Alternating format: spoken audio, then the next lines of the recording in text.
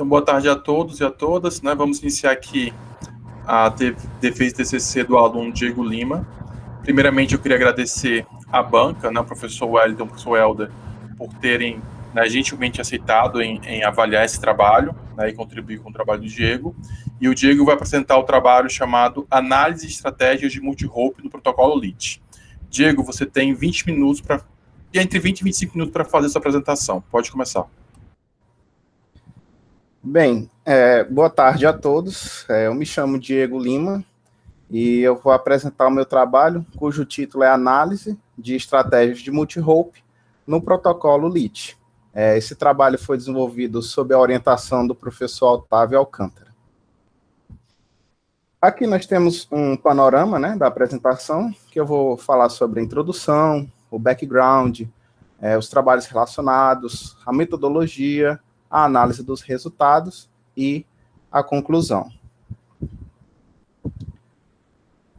Bem, o foco desse trabalho são as redes de sensores sem fio, que elas podem ser definidas como um conjunto de nós sensores, que comumente são chamados apenas de nós, em que esses nós eles são distribuídos em uma dada região e eles estão conectados em rede.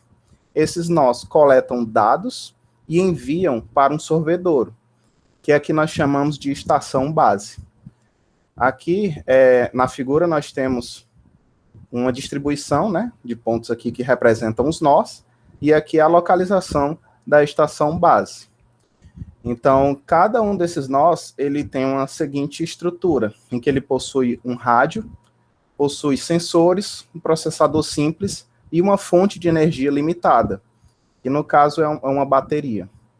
Esses nós, ele possuem funções de monitoramento, o rastreamento, então eles podem ter aplicações médicas, ambientais, militares, dentre outras.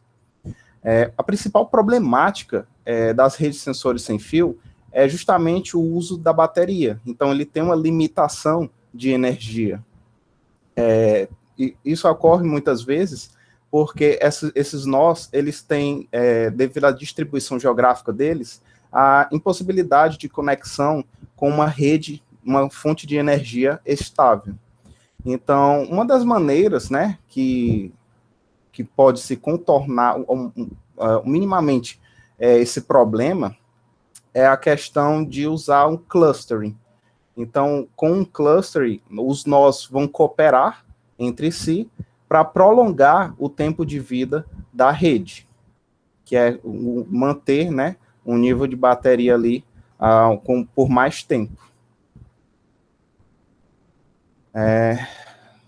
Um protocolo de clustering, né? Um protocolo de clustering, ele faz com que os nós se auto-organizem em clusters, onde dentro de um cluster, nós possuímos um nó central, que é chamado de cluster head. Então, aqui na imagem, nós podemos verificar aqui, né, a constituição de dois clusters, onde nós possuímos um nó centralizador, que é o cluster head. Ele envia as informações para a estação base, que através da internet ele vai chegar até o usuário final. Então, aqui nós temos algumas vantagens, né, com o uso dos protocolos de clustering, onde uma delas é a redução do consumo de energia, onde os nós, né, vamos pegar aqui o cluster 2, os nós vão enviar as informações para ele a uma curta distância, já que eles teriam que enviar diretamente para a estação base. Então, as distâncias são reduzidas e, assim, consequentemente, o custo de energia de transmissão também é reduzido. Esses pacotes que são enviados pelos nós, né, o cluster head ele vai receber todos, vai agregar esses dados em um só pacote, e aí sim ele vai fazer o envio diretamente para a estação base. Uma outra vantagem também é que nós temos uma redução da colisão de pacotes, porque o cluster head ele meio que consegue controlar isso dos nós. Protocolo LEET. Bem, o protocolo LEET ele foi o primeiro protocolo de clustering, e ele pode ser caracterizado como um protocolo que é organizado em rodadas. Então, em cada rodada, existe uma eleição probabilística de cluster heads, onde cada um dos nós vai executar um cálculo, e ele vai saber se ele vai se tornar ou não cluster head numa dada rodada. Esse cálculo ele é feito em cima de uma porcentagem, que é definida pelo LEET como 5%. Então, uma informação também é que há um rodízio de cluster heads. Então, um nó só se tornará cluster head novamente depois de todos os outros terem se tornado, né? Então, uma vez que se conhecem os nós, que são cluster heads, o próximo passo é o uso, a organização, né, dos outros nós, onde os nós vão ver qual cluster head que está mais próximo a ele, eles vão se organizar naquele cluster. Haverá o uso de TDMA, né, para o controle dos clusters, né, para o envio, controle do envio, e ali sim é que nós vamos ter a redução da colisão dos pacotes, né, devido ao uso do TDMA. Então aqui nós temos uma imagem aqui que representa um round, né, do LEET, em que nós podemos verificar vários cluster heads que foram eleitos, e a união aqui dos nós através dessas linhas, né, que representam as linhas de transmissão, né, das rotas, dos pacotes. E então nós podemos ver as formações dos clusters, onde o cluster head vai receber todos esses pacotes, vai agregar os dados em um só pacote e enviar para a estação base, né, como podemos ver que cada um dos cluster heads está fazendo. Uma outra abordagem para otimizar o tempo de vida da rede é o multi-hope, que ele se refere ao encaminhamento das mensagens, onde o padrão é o uso do single hope, que basicamente o nó ele vai enviar informação diretamente da origem para o destino. Já o multi-hope não há esse caminho direto, há nós intermediários. Então, dentro do clustering, existem duas modalidades, que é o intracluster e o intercluster. Aqui na imagem, nós podemos ver um comparativo do LEET com essas duas modalidades. Então, o LEET está usando o single hope, onde todos os nós estão indo, né, da origem para o destino, que é um nó para o cluster head. E no intracluster, o multi-hope dentro do cluster, ele vai fazer o uso de nós intermediários. Então, nós temos que um nó aqui vai enviar para outro nó, esse nó repassa, agrega os dados e vai repassar os pacotes, o pacote só, para o cluster head. Então, existe um nó intermediário no meio do caminho. Isso é o intracluster. Já no intercluster, temos aqui também um comparativo com o LEET, se refere entre os clusters. Então, nós temos aqui a presença de dois cluster heads, onde ambos estão enviando os pacotes para a estação base. Mais uma vez que existe o uso do intercluster, o cluster head, um dos cluster heads pode mandar seu pacote, né, para outro cluster head, e ele vai receber esse pacote, vai agregar e mandar todos para a estação base. Então, existe também aqui uma estratégia de multi-hope, que é um fator de decisão, né? Existem algumas formas de fazer isso, mas basicamente existem duas, que é o que leva em consideração a distância entre os nós. Então, o nó ele vai enviar, ele vai optar por enviar para outro nó que esteja mais próximo a ele. Isso eu me referencio aos nós intermediários, né? Ou pela energia residual, que ele vai analisar qual dentre os nós tem a maior energia restante, né, em sua bateria. Bem, aqui, a respeito dos trabalhos relacionados, nós realizamos uma pesquisa em que nós encontramos esses 10 protocolos. Dentre eles, a nossa busca focou o uso do multi-hope, né, intracluster ou intercluster, ou ambos. Então, destes protocolos, cerca de 20% utiliza o intracluster, 90% deles utiliza o intercluster. A respeito das estratégias de multi-hope, 50% utilizam a distância como fator de decisão, 20% utilizam a energia e 30% utilizam outros métodos. Outras informações desses protocolos é que eles utilizam redes homogêneas, ou seja, existe o mesmo hardware para todos os nós. 40% deles, os nós conhecem a localização dos outros nós, e 60% conhecem os níveis de energia dos demais nós. Então, assim, nós observamos que não existe um estudo a respeito do multi-hope dessas duas modalidades, né, um estudo comparativo. Então, essa foi até uma das motivações para o desenvolvimento desse trabalho. Bem, agora vamos falar da metodologia, em que esse trabalho foi desenvolvido ao longo de 6 etapas. A primeira delas foi a definição dos cenários. Então, nós implementamos o LEAT e colocamos as duas modalidades de multi-hope. Então, nós conseguimos gerar 4 cenários distintos, em que nós ativamos ou não o intra ou o intercluster. O primeiro deles é o LEAT, que é o protocolo original, que nós já discutimos, né, anteriormente.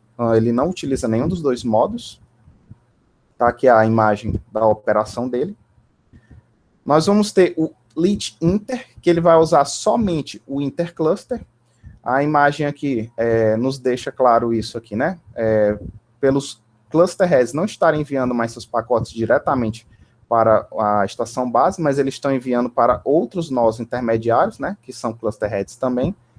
E os mais próximos da estação base vão enviar diretamente para ela, né? Então, essa é a modalidade do LEAT Inter, e nós temos aqui também o LEAT Intra, que usa somente o multi-hope intra-cluster, em que nós podemos verificar que os nós dentro de um cluster, eles estão enviando os nós progressivamente em direção ao cluster head, né, uns pelos outros. E por último, nós temos o LEAT Hope, que utiliza ambas as modalidades, né, tanto o intra como o intercluster, conforme nós podemos verificar aqui na imagem. Então, assim, uma vez que nós definimos os cenários, o próximo passo seria definir o protocolo de cluster, né, o funcionamento. Como nós utilizamos o LEAT como base, a estrutura foi mantida, só que alteramos algumas coisas, que são justamente as modalidades, né, do multi-hope. Então, esse protocolo ele é dividido em rodadas, onde ele possui a fase de configuração, né, que ele vai fazer a eleição dos cluster heads, ele vai estabelecer as rotas do multi-hope, né, que foi algo que nós adicionamos, e vai definir lá o escalonamento do TDMA, né, onde essa fase de configuração ela é definida como uma troca de pacotes de configuração entre os nós para fazer essas configurações. Algo que nós inserimos aqui é a questão da execução de frames, onde um frame ocorre quando todos os nós da rede enviaram seus pacotes. Então, aqui é algo configurável no protocolo, em que nós podemos definir quantos frames vão existir dentro de uma rodada. Então, pode existir X frames, onde eles são executados dentro de uma mesma configuração de cluster, né? Não existe aquela fase de configurar novamente os clusters. Os frames existem sempre dentro de uma mesma configuração. Uma nova rodada, aí sim, existe uma nova seleção lá e construção de novos clusters. Após isso, nós especificamos o multi-hope, onde o funcionamento ele é o mesmo tanto para o inter quanto para o intra-cluster, onde ele vai dividir a área do cluster ou a área da rede em setores. Então, nós temos aqui um exemplo dentro de um cluster, na primeira imagem, em que nós vamos ter o cluster head, que ele vai observar o nó mais próximo e o nó mais distante dele, vai pegar essa distância e vai dividir pela quantidade de setores. Então, nós vamos ter os limites iniciais e finais de cada setor, e cada um dos nós vai conhecer qual a sua posição, né? Qual o setor em que ele se encontra. Aqui na imagem, isso é para o cluster, né? Se fosse relacionado à rede, que seria o intercluster, o ponto de referência seria a estação base. Na imagem 2, nós temos aqui o funcionamento do encaminhamento das mensagens entre os setores, né? Então, um nó que está localizado no setor 4, ele vai mandar para o setor 3, e assim sucessivamente até o setor 1, que é o setor mais próximo do cluster head, que ele vai enviar as informações diretamente para o cluster head. Essas setas pontilhadas, eles representam a modalidade do single hope, né, que seria a operação padrão do LEAT. Pode acontecer que o nó possa estar muito longe dos outros nós e o nó mais próximo a ele seja o próprio cluster head. Então, ele envia o seu pacote diretamente para o cluster head. Aqui algumas informações a respeito do simulador. Nós criamos o simulador na linguagem Python 3, onde nós implementamos o protocolo LEAT e as duas modalidades do multi-hope. Aqui, nós definimos alguns parâmetros estáticos que nós obtivemos os valores lá do protocolo LEAT, né, da proposta do LEAT, e alguns parâmetros variáveis, que são esses que estão tabelados no slide, onde nós podemos definir o número de nós da rede, o número de frames dentro de um round, né, que é dentro de uma rodada, o tamanho da mensagem transmitida por um nó, a porcentagem de cluster heads na montagem dos clusters, o número de setores do multi-hope dentro do cluster, e também podemos definir a área total da rede. Aqui nós também definimos que o tempo de vida da rede seria a métrica de comparação. Então, nós utilizamos a contagem de frames que uma rede consegue executar até a morte do último nó. A respeito da definição dos experimentos, nós pegamos aqueles valores, né?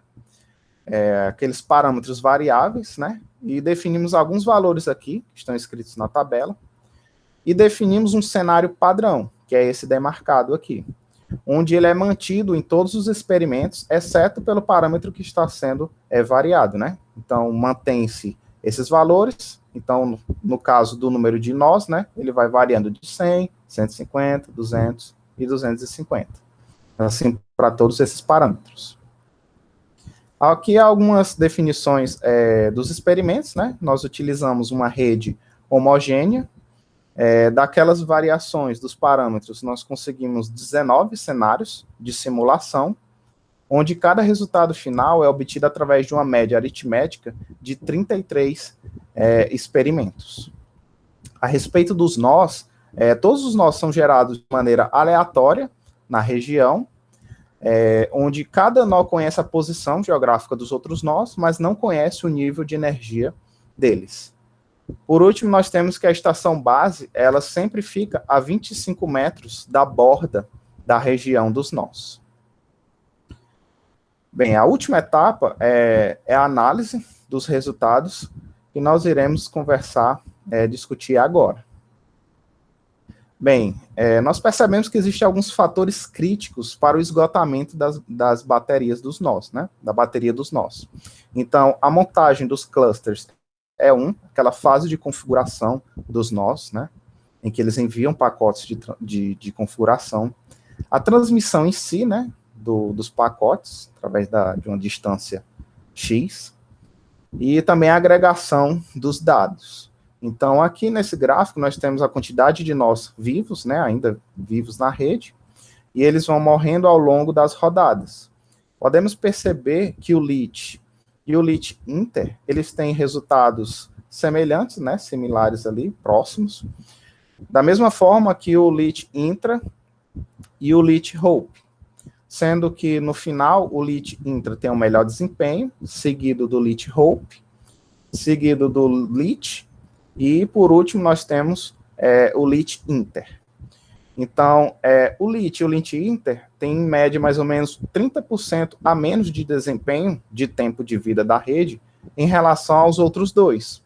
Isso porque o LEAT utiliza o single hope em todas as suas transmissões de pacotes, e o LEAT Inter, devido aos gastos que ele tem na configuração do intercluster, e também devido ali à agregação dos dados. Aqui nós temos a apresentação em gráfico, né, dos nossos resultados, onde nós variamos, né, os valores. Então, nós temos aqui a variação do total de setores, Aqui vale salientar que somente quem vai ter alteração são os outros métodos que não sejam o LEAT, já que o LEAT não utiliza multi-hope, e o setor é algo exclusivo do multi-hope. Então, aqui o LEAT não vai apresentar variação, então nós variamos de 2 a 8 setores, onde o LEAT Inter teve uma leve redução de 1,62%, e os outros dois métodos tiveram um acréscimo médio de 18% de melhoria. Isso em relação ao primeiro cenário, em comparação ao último, né? O próximo aqui ao lado é a variação do total de frames no round, onde nós variamos de 1 a 10 frames. Aqui todos apresentaram um acréscimo, né, uma melhoria no tempo de vida da rede, a quantidade de frames que ele consegue executar. Aqui em relação ao primeiro até o último, o LEAT Intra e o LEAT Hope, eles tiveram os melhores aumentos, né? Eles tiveram aumento de 38% em média, e os outros dois tiveram cerca de 28%. Aqui nós temos a variação do tamanho do pacote, né? Quanto maior o pacote, maior é o gasto de energia. Aqui a proporção entre os cenários foi mantida, mas todos eles tiveram, em média, uma redução de 68%, né? Isso comparativo entre aqui o primeiro, que é 200 bits, e o último, que é 2.000 bits, e o último aqui, que é 8.000 bits. Aqui ao lado nós temos a variação do total de nós, em que tivemos uma melhoria, né? Uma leve melhoria em todos os cenários, onde o LEAT e o LEAT Inter tiveram uma melhoria de 9%, comparação aqui usando 100 nós e 250 nós, e os demais métodos tiveram uma melhoria de 6%. Aqui nós temos a variação da porcentagem de cluster heads, em que variamos de 5% até 20%, onde todos eles tiveram uma redução também de 6% em média, mantendo a proporção aqui entre eles, né? Sempre com o LEAT Intra como melhor resultado e o LEAT Inter como o pior, né? Por último, nós temos aqui a variação da área dos nós, que também teve uma redução proporcional, né? Manteve a proporção entre os cenários, só que todos tiveram uma redução em média de 67%, entre o uso de uma rede com 100 metros, né, quadrados e 250 metros quadrados. Então, aqui vamos concluir, né, chegar às conclusões finais, onde nós temos o LEAT Intra como apresentando os melhores resultados em todos os cenários, onde em comparativo ao LEAT, né, o LEAT Intra tem uma melhora entre 22% e 52%, né? Em relação ao LEAT Inter, nós temos uma melhora de 24% a 59%, né? Isso considerando todos os cenários que nós estudamos. E o LEAT Intra, em relação ao LEAT Hope, nós tivemos a melhora de 4,5% até 10,5%. Outra coisa que nós podemos concluir é que a adição de setores aumentou, prolongou o tempo de vida da rede, né? Em relação ao LEAT Intra, que foi o nosso melhor resultado, nós tivemos um aumento de 20,62% na mudança de 2 setores para 8. No que se refere aos trabalhos futuros, né, nós pretendemos expandir a análise dos protocolos de clustering com foco em redes de sensores sem fio que utilizam energia renovável. Então é isso, eu gostaria de dizer que esse trabalho ele foi publicado no SBESC, no ano de 2019, e o financiamento desse projeto ele foi fornecido pelo CNPq. Eu agradeço a atenção de vocês, e é isso aí. Obrigado, Diego. E aí vamos iniciar a arguição da banca. Aí, novamente, eu gostaria de agradecer, né, ao professor Wellington por ter aceito aí, o professor Helder também por terem aceito, né, o convite para avaliar esse trabalho. E aí vamos começar a avaliação, como ambos são da coordenação. Vamos começar pelo professor Wellington. Então, professor Wellington, eu passo a palavra ao senhor. Ok, professor Otávio. Boa tarde a todos. Agradeço a oportunidade de participar dessa banca.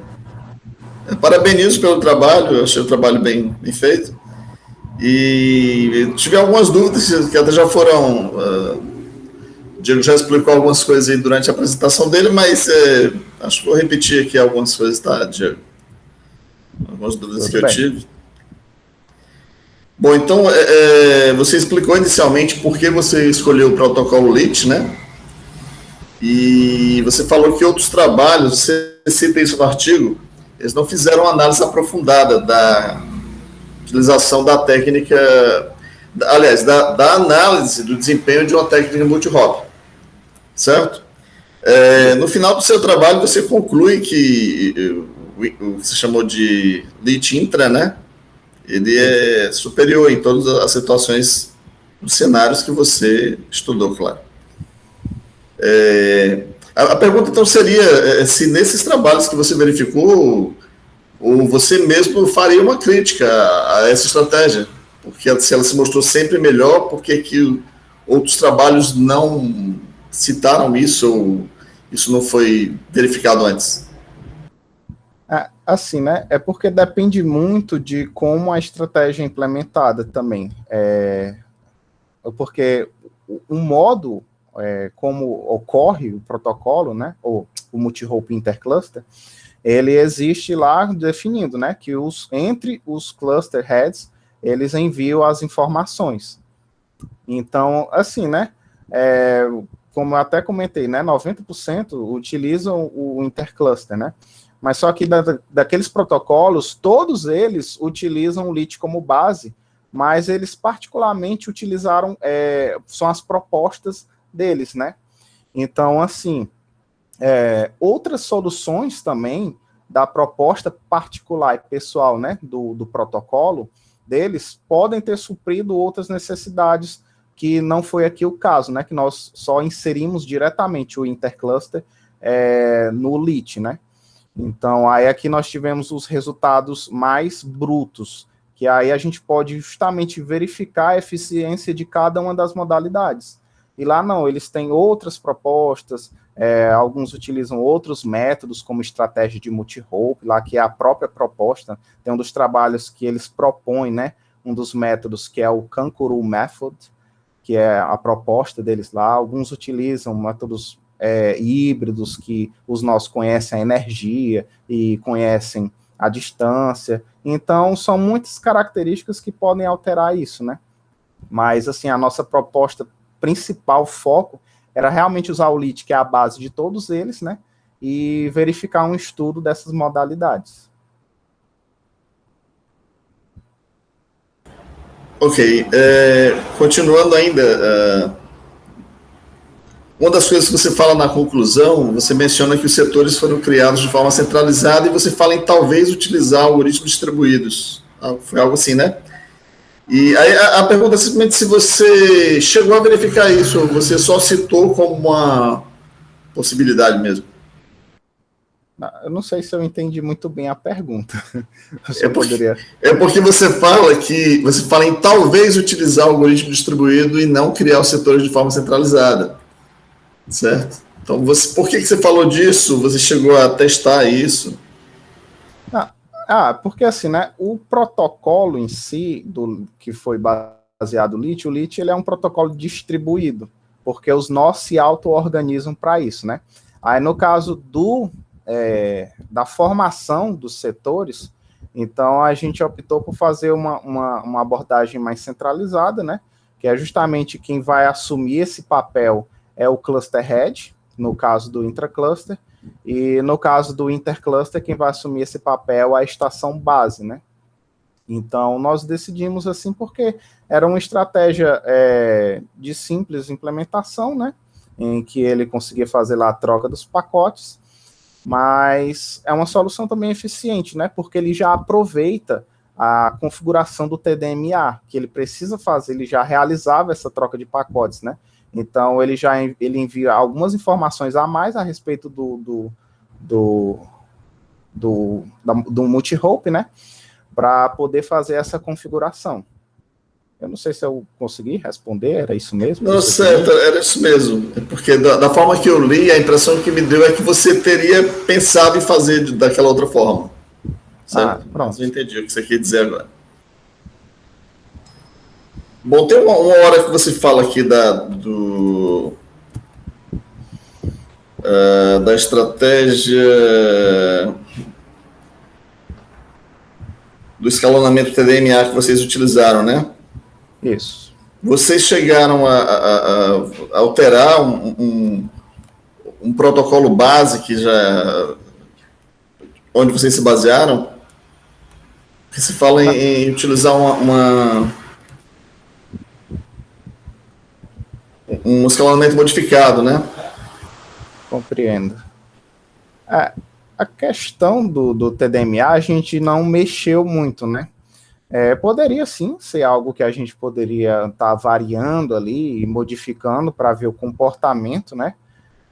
Dos protocolos e das modalidades ali que a gente, dos cenários, mas a gente não chegou a mexer, não. A gente manteve ali o que o LIT traz como padrão mesmo. A gente não chegou a mexer muito nessa parte, não. Tudo bem. Essas dúvidas que eu tive foi, de fato, enquanto eu estava lendo, né, o artigo e outras dúvidas que eu tinha, por exemplo, você já falou aí durante a sua apresentação, já esclareceu. Bom, eu queria então só encerrar essa minha participação falando da organização do artigo, que eu achei bem feita a forma como os conceitos foram apresentados, até a avaliação que você se propôs a fazer, você fez de fato bem detalhado, né? A quantidade de experimentos que você fez, né? Você fez 33 experimentos, não foi? Pelo que você citou, e utilizou intervalo de confiança. Eu acho que isso trouxe uma qualidade, de fato, ao trabalho de vocês. E só um detalhe, assim, que como o artigo está em inglês, eu não sei se vocês vão apresentar a versão final em inglês ou em português, né? Mas, enfim, tem algumas partes do inglês lá que talvez merecessem uma revisão, mas isso eu acho que é hora de fazer sem nenhum problema em outro momento, tá? Mas é isso. Parabenizo aí pelo trabalho de vocês. Obrigado, professor. Obrigado, Soeto, pelas contribuições, tá? Pela arguição. A gente vai pegar aí com o senhor essas modificações aí do inglês para poder colocar. No caso, o trabalho final ele vai em língua inglesa mesmo, né? Ele vai ser colocado na biblioteca em língua inglesa, e mesmo o trabalho tendo sido publicado já, a gente pode mandar a versão com as alterações sugeridas pela banca, né? Não tem nenhum problema em relação a isso. Acho até positivo que vá com essas correções. E dando continuidade, né, e novamente agradecendo a gentileza do professor Helder em poder participar, né? O professor Helder está com alguns problemas, né, ele não pode se comunicar pelo microfone, e aí a gente já tinha conversado com ele, que ele ia passar as questões, né, as perguntas da arguição do Diego, né, os comentários, pelo chat, e eu leria, né, para o Diego poder responder. Então, professor Helder, né, quando o senhor achar mais adequado, a gente pode começar. Tá, então eu vou ler aqui só para poder ficar registrado na gravação, tá? Então o professor Helder escreveu, né? Boa tarde, primeiramente, agradeço pelo convite, gostei muito do trabalho, está muito organizado, metodologia muito bem definida e a contribuição é clara e relevante. No entanto, gostaria que aumentasse sobre os seguintes pontos. Como foi feita a tradução para o inglês, que está bem brasileiro? Relevância da diferença entre os dois de melhor desempenho. Vamos por pontos, né? Então, primeiro esse, como é que foi feita a tradução para o inglês, Diego? Assim, né, a equipe, né, que estava desenvolvendo esse trabalho, foram 4 pessoas, né, contando com os 2 professores, né, meu orientador que seria o Otávio e o Corneli também. No caso, tanto eu como a Juliana, que é a segunda autora, a gente não dominava muito bem o inglês, né? Então, a gente foi fazendo uma coisa ou outra, mas quem deu, assim, um suporte bastante bem grande foi o Otávio mesmo, que ele já conhece mais, né? Aí, assim, né, porque meio que também foi um pouquinho apressado, vamos poder dizer assim, nessa parte de tradução, porque a gente já estava muito próximo do deadline lá da publicação, né, do artigo. Então, talvez, se a gente tivesse parado assim, em algum momento de revisar mais, teria saído melhor, mas foi realmente essa questão do deadline lá de publicar, né, no Congresso. Eu posso até corroborar aí com a resposta do Diego, que realmente foi um artigo escrito por várias pessoas, né? Teve contribuição do Diego, da Juliana, correções, tudo. E quando foi para mandar para o evento, a gente não queria mandar em português, porque em português ele não iria para o I3E Explorer. Né? Então, nesse evento, tudo que é publicado em inglês é um evento brasileiro, mas que tem uma certa abrangência internacional. Os artigos publicados em inglês vão para o I3E Explorer, que é uma base importante. Né? Então, para a gente não valeria a pena mandar em português. E aí o trabalho de tradução foi feito realmente ali no finalzinho para poder atender o prazo lá para poder enviar. Então, acaba que prejudica um pouco a qualidade. Aí o segundo item que ele colocou aqui, o professor Helder, vou ler aqui, ele pergunta: relevância da diferença entre os dois de melhor desempenho.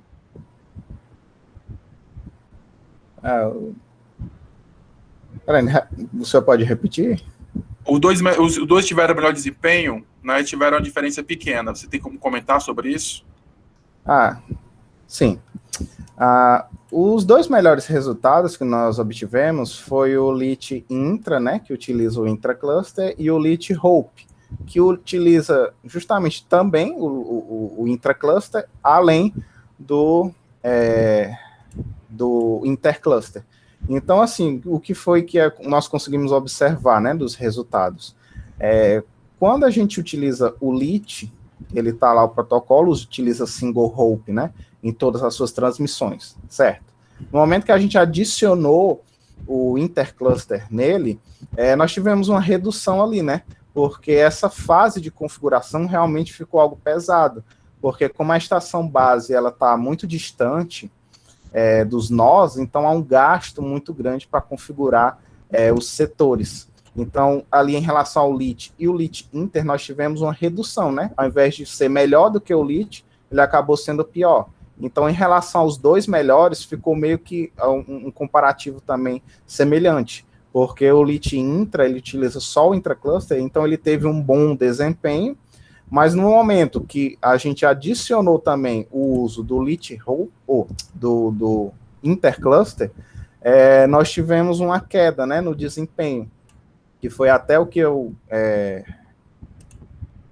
comentei, né, na conclusão, em que o LIT Intra ele acabou sendo ali de 4,5% a 10,5%, melhorando o tempo de vida, né, da rede ali, em torno dessa porcentagem. Então, é justamente por causa disso, que a modalidade do intercluster, aqui nessa implementação diretamente com o LIT, né, ele acabou fazendo com que os nós perdessem mais a carga lá da bateria. Tá, ok. Vou continuar, aí se o professor Helder tiver algum comentário, ele escreve aqui no chat que eu leio, certo? Aí o último item que ele colocou, tá? Foi feito algo em relação aos trabalhos futuros, visto que é de 2019? Assim, né, depois que a gente concluiu esse trabalho, né, na verdade, antes de concluir, eu comecei a trabalhar, né, e aí o meu tempo ficou mais limitado. Mas eu já cheguei a conversar até com o professor Otávio outras abordagens que fogem um pouquinho desses trabalhos futuros, mas que justamente envolvem os protocolos de clustering, né? E justamente utilizaria, né, essa abordagem do multi-hope e já não seria mais utilizando um protocolo como o LIT, né? Já seria pensando justamente nessa questão do uso de redes de sensores sem fio com energia renovável, né? Então, assim, de desenvolvimento em si, de continuidade direta desse trabalho, não tem nenhuma, não. Mas só foi discutido alguns pontos de outras ideias que eu já tive uma discussão uma conversa com o professor Otávio. Aqui o professor parabeniza pelo trabalho. Helder, tem algum comentário a mais das respostas que ele fez, que tu queira colocar?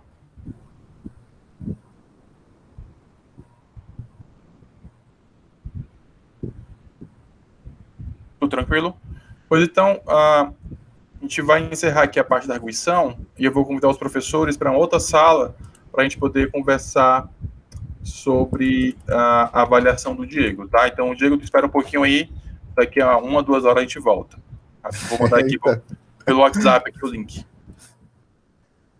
Eu mantenho a transmissão aqui do.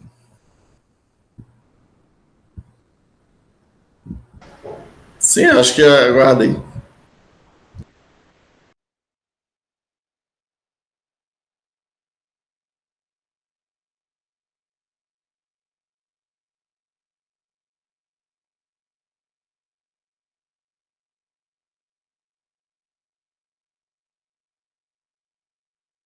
Vou colocar aqui mesmo porque tá dando problema no WhatsApp. Eu coloquei aqui o link, viu, no chat. Aí só para a banca essa outra sala.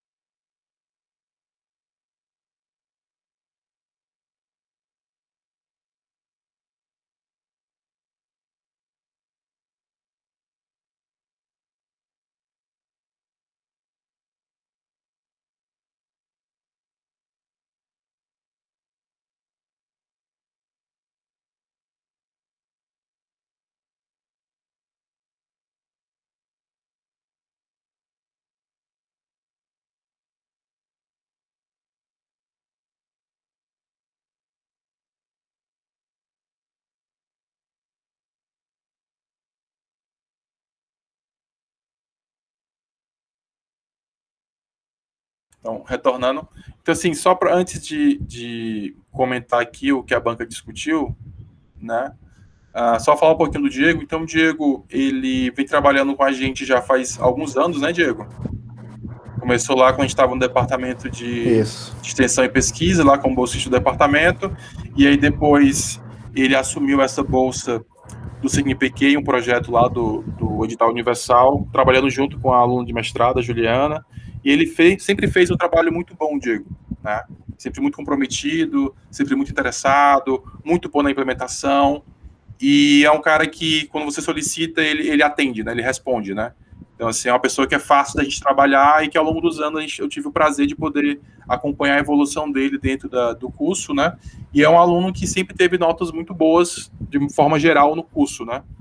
Então, eu fico muito feliz em estar, né, chegando nesse momento do Diego, né, poder defender o TCC dele e, finalmente, né, terminar o curso, né, de bacharelado em computação. Então, Diego, dito isto, tá? Outra coisa, só a Yasodara, ela estava aqui, só que ela teve que sair para pegar a filha dela, mas ela foi uma pessoa também que lá no departamento trabalhou bastante com a gente, né? E aí eu chamei ela para poder, né, ver esse momento, mas acabou que ela teve que sair, mas ela viu um pouco da apresentação. Então, Diego, a banca discutiu, analisou a qualidade do seu trabalho, tá? O professor Wellington vai passar para a gente um arquivo com algumas modificações que devem ser feitas lá no texto. Eu quero que você dê uma olhadinha lá para poder fazer as modificações.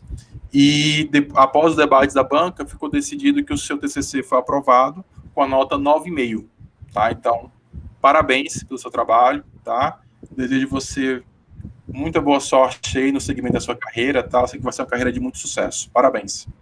Show, eu que agradeço o senhor pela paciência e tudo mais comigo. E agradeço os professores também pela atenção e pelo retorno, né, aqui no feedback da apresentação. Pois, pessoal, é isso, né? Agradeço novamente ao professor Ed, professor Helder pela participação, pelas contribuições, e a gente encerra por aí. Pois, parabéns de novo, Diego. Okay, parabéns, Diego. Muito obrigado. Obrigado. Valeu, pessoal.